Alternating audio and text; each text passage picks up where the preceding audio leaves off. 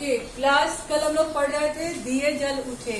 हमने बताया था कि गांधी जी कैसे उनकी यात्रा कहाँ से शुरू हुई, बीच में क्या दिक्कतें आई और कैसे उसका सामना किया, और कैसे वो सत्याग्रही गाजा बाजा के साथ, गाजा बाजा यानी ढोल नगाड़े के साथ, उत्साह के साथ, है ना। ढोल नगाड़े से भी यहाँ पर ज्यादा महत्व किसका है? उत्साह का है, खुशी का है। उसके साथ कहाँ पर पहुंचे थे?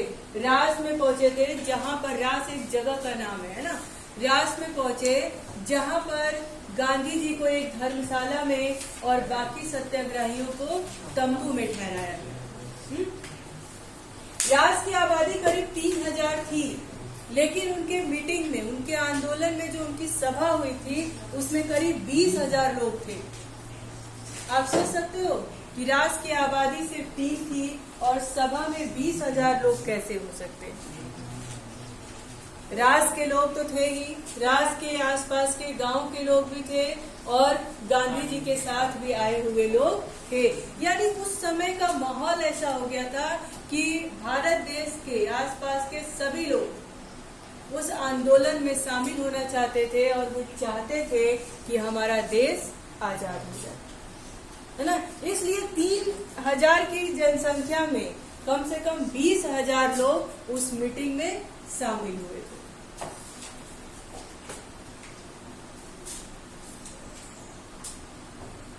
है ना। देखिए, ज्यादा लोग थे। अपने भाषण में गांधी ने पटेल की गिरफ्तारी का जिक्र करते हुए कहा, सरदार को यह सजा आपकी सेवा के रूप में आपके सेवा में के लिए पुरस्कार के रूप में मिली है।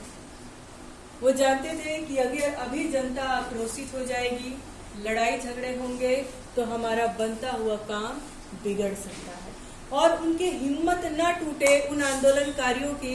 तो इसलिए गांधी जी ने कहा कि आप ये मत सोचो कि सरदार वल्लभ भाई पटेल की गिरफ्तारी हो गई है और हमें प्रतिक्रिया करनी है। सरदार वल्लभ भाई की गिरफ्तारी आपकी सेवा करने के लिए। भाई, अगर देश आजाद होगा तो सिर्फ वल्लभ भाई आजाद तो नहीं होंगे ना, सिर्फ गांधी जी तो आजाद नहीं होंगे। कौन आजाद होगा? पूरा भारत देश होगा और उसमें रहने वाले सारे लोग आजाद होंगे। उन्होंने कहा कि इसको ऐसे नेगेटिव में मत लीजिए। वल्लभ भाई की गिरफ्तारी आपकी सेवा करने के लिए एक पुरस्कार के रूप में है, वो सजा नहीं है। वो क्या है? पुरस्कार है। अगर इस तरीके से कोई भी बड़ी बड़ी बातों को अगर कोई पॉजिटिव वे में लेने लगे तो बड़ी सी चीजें छोटे में कन्वर्ट हो जाती है और हमें बहुत ढेर सारा हिम्मत मिलता है, और हम क्या करते हैं? गलत रास्ते पर जाने के बजाय सही रास्ते पर आ जाते हैं। लेकिन उसके लिए क्या चाहिए? हमें हिम्मत चाहिए, हिम्मत चाहिए, ऑनेस्टी चाहिए, है ना। अब देखो क्या कहते हैं। उन्होंने कहा कि सरकारी नौकरियों से इस्तीफे का उल्लेख किया गया और कहा कि कुछ मुखी और तलाटी गंदगी पर मक्खी की तरह चिपके हुए। कह रहे हैं कि एक इंसान जिसको सजा हुई है और वो सजा नहीं उसको पुरस्कार के रूप में स्वीकृत कर रहा है, पर अभी भी कुछ ऐसे लोग हैं, कुछ ऐसे भारतवासी हैं जो अभी भी गंदगी पर क्या कर रहे हैं? मधुमक्खी की तरह तलाटी चाट रहे हैं। यानी उन्होंने उन लोगों के लिए कहा जो ब्रिटिश सरकार के यहाँ नौकरी करते हैं और उनकी चमचागिरी करते हैं, अपने देश की आजादी के विषय में नहीं सोचते। वो क्या सोचते हैं? अगर इनकी नौकरी मैं छोड़ दूंगा, इनकी चमचागिरी करना छोड़ दूंगा तो ये मुझे नौकरी से निकाल देंगे और मैं और मेरा परिवार कष्ट में आ जाएंगे। तो वो सिर्फ अपने विषय में सोचते हैं, है ना, भारत के विषय में नहीं सोचते हैं। ऐसे व्यक्ति पर गांधी जी ने एकदम कड़ा प्रहार किया, यानी व्यंग बोला। कहा कि अभी भी कुछ लोग बचे हैं, इतने लोग यहाँ पर इस जनसभा में हैं, पर अभी भी कुछ लोग बचे हैं कि जो ब्रिटिश सरकार की तलाटी चाट रहे हैं। तलाटी चाटना यानी चमचागिरी करना, उनकी नौकरी करना कर रहे हैं और अपने देश को धोखे में रख रहे हैं। वो चाहते थे कि वो भी छोड़े और इस आंदोलन में शामिल। क्यों? क्योंकि कुछ बड़ा काम करने के लिए सबका एकजुट होना जरूरी होता है ना। अकेले कोई भी व्यक्ति कोई भी काम ये नहीं बोलेंगे कि असंभव है, परंतु संभव भी नहीं। कुछ काम ऐसे हैं कि वो संभव नहीं है। एक मुहावरा है, अकेले चना भाड़ नहीं फोड़ता। इसका मतलब क्या हो गया? कुछ काम नहीं कर सकता, ऐसा नहीं बोल सकते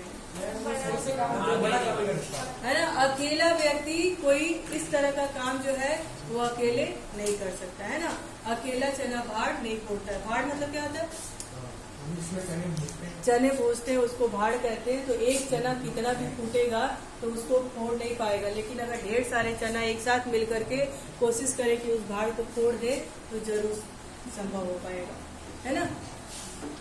तो इसीलिए वो चाहते थे कि और भी बाकी के लोग जो हैं, जो इनकी चमचागिरी कर रहे हैं, उनकी मुखबिरी कर रहे हैं और अपने देश को परेशानी में डाल रहे हैं, वे लोग भी यहाँ पर आ जाए, इस आंदोलन का हिस्सा बने। तो उनके लिए उन्होंने ऐसा कहा, ठीक है। और फिर उन्होंने कहा कि उन्हें अपने निजी तुच्छ स्वार्थ को भूलकर इस्तीफा दे देना चाहिए। उन्होंने कहा कि जो लोग अभी भी ऐसे बचे हैं उनको अपना निजी यानी अपना स्वार्थ भूल करके, छोटा स्वार्थ भूल करके उनको क्या करना चाहिए? इस्तीफा दे देना चाहिए और इस आंदोलन में भाग लेना चाहिए ताकि हमें और भी हिम्मत मिल सके। उन्होंने कहा आप लोग कब तक गांव को चूसने में अपना योगदान देते रहेंगे? सरकार ने जो लूट मचा रखी है उसकी ओर क्या अभी तक आपकी आंखें खुली नहीं है? उन लोगों को इशारा करते हुए जो लोग सरकार की नौकरी कर रहे थे और उन्हीं की चमचागिरी कर रहे थे और अपने देश के खिलाफ चाहते और न चाहते हुए भी हो गए थे। क्यों? उनको डर था कि नौकरी छूट जाएगी तो मेरे परिवार का जीवन यापन कैसे चलेगा। तो उन्होंने कहा, गांधी जी ने कहा कि कब तक अपने देश को चूसने में यानी देश को नुकसान पहुंचाने में अपना योगदान देते रहोगे? सरकार ने क्या लूट मचा रखी है, यानी क्या आतंक मचा रखी है, क्या आपको अभी भी नहीं दिखाई देता? ये बचे हुए लोग ईमानदारी से बोलो कि कल मुझे ये होमवर्क मिल जाएगा या नहीं? दोबारा ऐसी गलती होगी? जो काम दिया जाए उसको किया करो। आ रही बात समझ में? तो क्या कहा उन्होंने? कहा कि अभी तक आपकी आंखें नहीं खुली कि ये ब्रिटिश सरकार, ये जो सरकार है, किस तरह की लूट मचा रखी है और कैसे हम लोग परेशानियों का सामना करते हैं। अपने ही देश में, अपने ही जमीन पर हम ही मजदूर हैं और हम ही बंधुआ हैं और हम ही क्या है? गुलाम हैं। क्या आपको ये दिखाई नहीं देता? फिर वो क्या कहते हैं? गांधी ने राष्ट्र में भी राजद्रोह की बात पर जोर दिया और कहा कि उनकी गिरफ्तारी अच्छी बात होगी। सरकार को खुली चुनौती देते हुए उन्होंने कहा। निषेधाज्ञा लागू था, फिर भी गांधी जी ने क्या किया? खुली चुनौती दी और उन्होंने राजद्रोह की बात की। राजद्रोह इसलिए हो गया क्योंकि भारत देश भले गांधी का था, हमारा था, लेकिन सरकार उस समय किसकी थी? ब्रिटिश की थी। और हम ब्रिटिशर्स के खिलाफ अगर बोलते तो वो क्या हो जाता?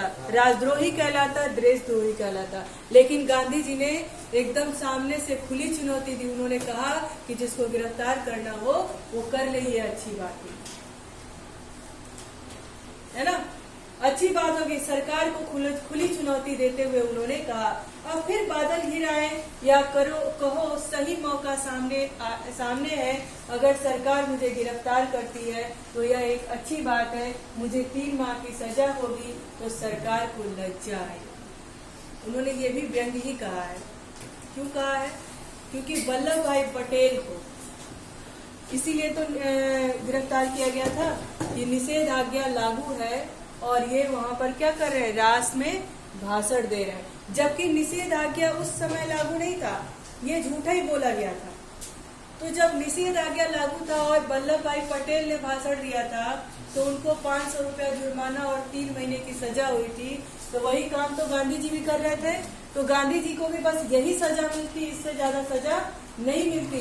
जबकि जो देशद्रोह या राजद्रोह करता है उसको देश निकाला और काला पानी की सजा, मौत की सजा दी जाती है। तो उस सजा से गांधी जी क्या हो गए थे? बच जाते। ज्यादा कितनी सजा होती? 3 महीने की सजा होती। यानी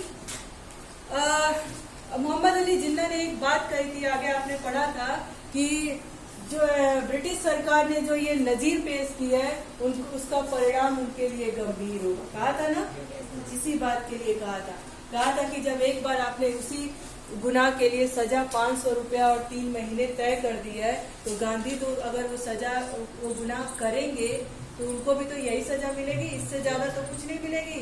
तो अगर इतनी ही सजा उसकी होती है तो ब्रिटिश सरकार को लज्जा आएगी, शर्म आएगी। क्यों? क्योंकि राजद्रोह के लिए सिर्फ इतनी सी सजा। तो इसीलिए उन्होंने कहा कि अच्छी बात होगी, मुझे गिरफ्तार कर लो, हद से हद 3 महीने की सजा दोगे, और जब मुझे सजा दोगे तो ब्रिटिश सरकार को क्या होगी? लज्जा आएगी, है ना। आ रही है बात समझ में यहाँ तक? अब देखिए क्या कहते हैं कि राजद्रोही को तो, हाँ देखिए यहाँ पे लिखा है, राजद्रोही को तो काला पानी, देश निकाला या फांसी की सजा हो सकती है। मुझ जैसे लोग अगर राजद्रोही होना अपना धर्म माने तो उन्हें क्या सजा होगी? गांधी जी कहते हैं कि देशद्रोह की सजा क्या होती है, होनी चाहिए काला पानी, देश निकाला, मृत्यु दंड। लेकिन अगर मुझ जैसे लोग जो अपना धर्म माने, उनका धर्म क्या था? अपने देश को आजाद करना, अपने देश के लिए लड़ाई लड़ना। कोई ऐसा काम तो नहीं कर रहे थे, वो अपने देश के लिए कर रहे थे। तो गांधी ने कहा कि मुझ जैसे लोग को जो अपना धर्म मानते हैं उनके लिए क्या सजा होगी। सजा तो उन्होंने पहले से तय कर रखी थी कि भाई यही सजा होगी। लेकिन अगर गांधी जी होते उस समय और हमारा देश होता और हमारे देश में कोई राजद्रोह करता तो हम उसके लिए क्या सजा तय करते? ये करते। काला पानी बहुत कठोर सजा होती है ना। देश निकाला तो होता है देश से निकाल दो, और फांसी अपनी अलग चीज हो गई। काला पानी एकदम काल कोठरी में उनको बंद कर दिया जाता है, वो प्रकाश कभी नहीं देखते। हाँ, उसके लिए एक जेल बनी होती है।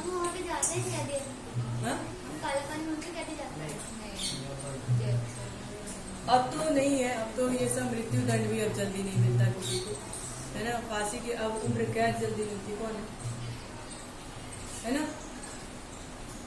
अब देखो आगे, देखो आगे कहते हैं कि सत्याग्रही शाम 6 बजे रात से चले और 8 बजे कानकापुर पहुंचे। लेखक कहता है कि सत्याग्रही शाम को 6 बजे रात से चले और 8 बजे कानकापुर पहुंचे। उस समय लोग यात्रा से कुछ थके हुए थे और कुछ थकान इस आशंका से थी कि मही नदी कब और कैसे पार करेंगे। उस आंदोलन में जो लोग थे, कुछ लोग तो थक गए थे, उतना चलते हुए थक गए थे, लेकिन कुछ लोग इस आशंका से, इस शंका से, है ना, उनके मन में एक शंका थी कि हम वहाँ मही नदी तक कब और कैसे पहुंचेंगे, है ना। नदी के किनारे पहुंचते ही समुद्र की ओर से आने वाली ठंडी बयार, बयार क्या होती है? हवा। अगर पवन का पर्यायवाची लिखना चाहो तो बयार लिख सकते हो, है ना। ठंडी बयार ने सत्याग्रहियों का स्वागत किया। कानकापुर में 105 साल की एक बूढ़ी महिला ने गांधी के माथे पर तिलक लगाया और कहा, महात्मा जी स्वराज लेकर जल्दी वापस आ। अब बताइए, कानकापुर में 105 वर्ष की एक महिला थी, है ना। अब उसको भारत आजाद हो उससे क्या मतलब था? कितनी जिंदगी थी उसकी? क्या वो 400-500 साल तक जीने वाली थी? जैसे तैसे 2-4 साल, 5 साल, 6 महीना, 2 महीना उसका कट ही जाता। फिर भी उसके आंख में एक आशा थी, एक उम्मीद थी गांधी जी को, है ना। और उसने कहा कि गांधी अब जा तो रहे हो तुम, लेकिन स्वराज लेकर जल्दी वापस। बड़े ही विश्वास के साथ उसने गांधी से कहा, है ना। तो लेखक इस पाठ में ये भी बताना चाहता है कि अगर विश्वास हो, हिम्मत हो, जज्बा हो तो हम कोई भी काम कर सकते हैं। तो जब 105 वर्ष की उस बूढ़ी महिला के अंदर इतना जज्बात हो अपने देश को लेकर के, तो जो इस देश का नागरिक है, जो युवा पीढ़ी है, जिसको अभी यहाँ पे बहुत दिनों तक रहना है ना, तो उसके अंदर क्यों नहीं? यानी हर व्यक्ति के अंदर होना चाहिए, अपने देश के प्रति प्रेम हर व्यक्ति के अंदर होना चाहिए। इस देश में हर एक व्यक्ति गांधी होना चाहिए, नेहरू होना चाहिए, प्रधानमंत्री क्या नाम है उनका, मोदी जी होना चाहिए, है ना। हर घर में होना चाहिए, तब जाके देश बदलेगा, देश सुधरेगा और आगे बढ़ेगा। कोई भी एक व्यक्ति अगर मोदी बने इस देश में तो देश को बना ले या बिगाड़ ले, ऐसा संभव नहीं है। हर किसी व्यक्ति के अंदर ये क्षमता होनी चाहिए। चलिए आगे का कल पढ़ाएंगे। Thank you.